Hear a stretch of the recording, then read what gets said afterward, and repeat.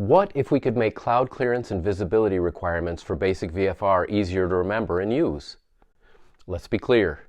It is necessary to learn the details of 14 CFR 91.155 for the written exam and to be able to talk to them should your pilot examiner ask during the oral.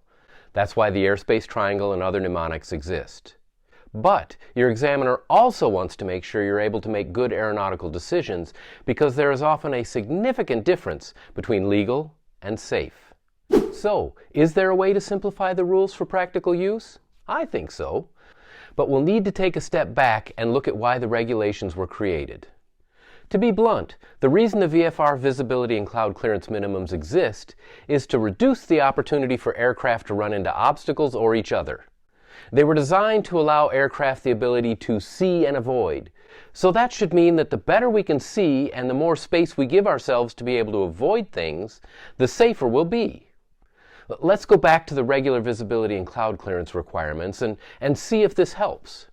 In general, we can separate visibility and cloud clearances into two major categories and four exceptions.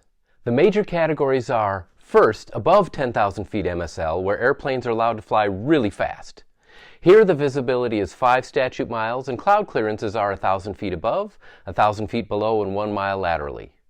Second, below 10,000 feet MSL, where everybody can fly and therefore speed limits exist. Here aircraft must have 3 statute miles visibility and remain 1,000 feet above, 500 feet below, and 2,000 feet laterally from the clouds. Then there are the 4 exceptions. First, above 1,200 feet AGL, Class Golf requires 1 statute mile visibility and 1,000 feet above, 500 feet below, and 2,000 feet laterally from the clouds. In preparation for this video, I spent time scouring the VFR sectionals in the U.S. looking for Class Golf above 1,200 feet AGL. There are examples in Alaska, but none in Hawaii, and only 2 in the continental United States.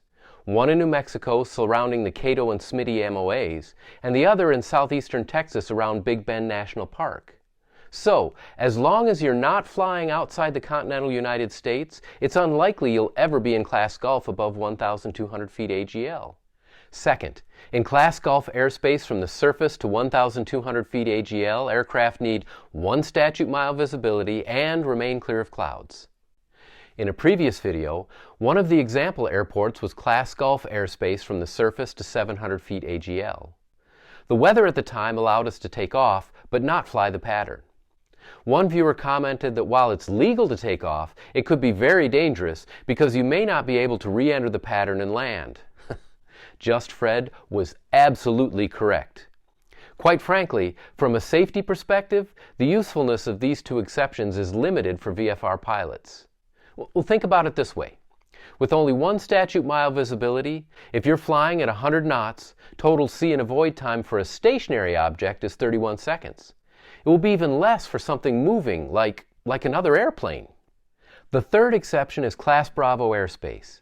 These are some of the busiest airspaces a pilot can experience. Here, all types of aircraft are in the mix, big, small, slow, fast, etc. The clear of clouds minimum exists to give ATC the ability to vector you more places within the airspace. However, since safety is the goal, there's nothing wrong with setting your personal limitations greater than the regulations. This leaves the last exception.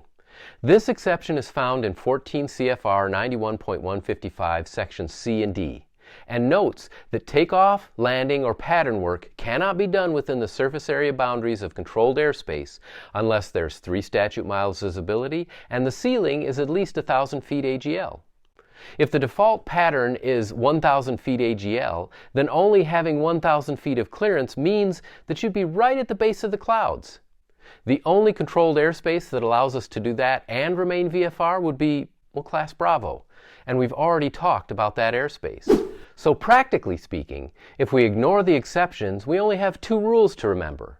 This is much better, but I think we can simplify things even further. As VFR pilots, a better way to give ourselves the most opportunity to see and avoid would be to set our personal minimums to be at least 5 statute miles visibility and make sure we can remain 1,000 feet above, 1,000 feet below, and 1 mile laterally from the clouds. If we set these as our personal minimums, we won't have to worry about busting visibility and cloud clearance regulations for any airspace. And While we're in the airplane, we'll only have to remember one set of minimums, 5 and 111. There you go. One set of practical minimums and the justifications you can use with your CFI or pilot examiner for why you won't be flying if the weather is worse. So what do you think? Have you flown VFR in 3 statute miles visibility or with clouds only 500 feet above you? If you were outside the pattern of your home airport, were you able to see well enough to navigate using pilotage and dead reckoning? Will using this single set of minimums significantly hinder your ability to fly? Please let me know your thoughts in the comments section below.